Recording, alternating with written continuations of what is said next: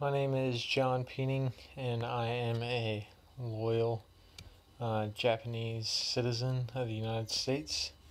Um, I was once in an internment camp located in California and was since released for my responses to questions 27 and 28 of the loyalty survey. Um, created by the War Relocation Authority. And so basically, the United States prompted us with surveys to all adults in Japanese internment camps.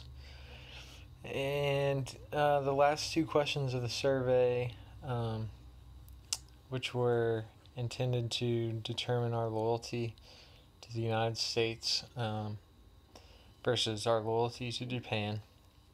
The last two questions stated, were we willing to serve combat duty? If we were asked, that's for men, and for women, would they be willing to serve the country in other ways in war times?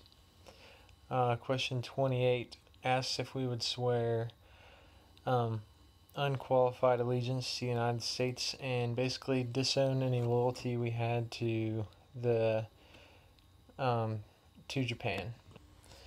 And so, being put in these internment camps, you can see how our population would be split between feeling resentment and anger towards the United States of America for putting us there, and feeling loyalty towards Japan versus those of us who realize that this is where we live now and where we plan to stay, and that we need to be loyal to this country more than the war state that is present in Japan at this current time. And so my half of the population are considered loyal to the United States, and we answered yes to those questions, stating that we would be loyal to the United States and disown our loyalty to the Emperor of Japan. And a lot of us were either released into the population if we were out of draft age, or drafted into World War II. And the other half of our population who answered no, yes, yes, no, or no, no, as they're known, seemed to be either sent back to Japan or kept in internment camps for quite a few years. Many of the no-nos, as they're known as, had their loyalties set with what their parents basically brought them up, believing that Japan is where they came from and that's who they're loyal to. But a lot of us yesers realize that this is where we live and this is who we need to stay loyal to. And so it's kind of hard to be mad or disagree with the no-knowers, seeing as how how they were raised. But at a certain point, you are old enough to make your own decisions, especially if you're at a draftable age.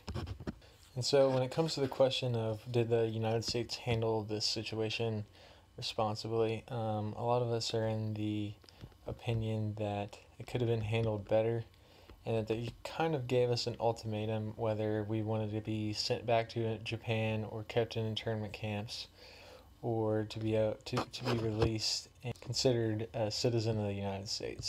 I can't exactly say that these actions by the United States were unjust, but all of us felt like this questionnaire could have easily been worded better, and the aside people were actually successful in petitioning to have question 28 revised to read, "We swear to abide by the laws of the United States and take no action which would in any way interfere with the war effort of the United States." And a lot of us feel like that would be a much better question to be asked.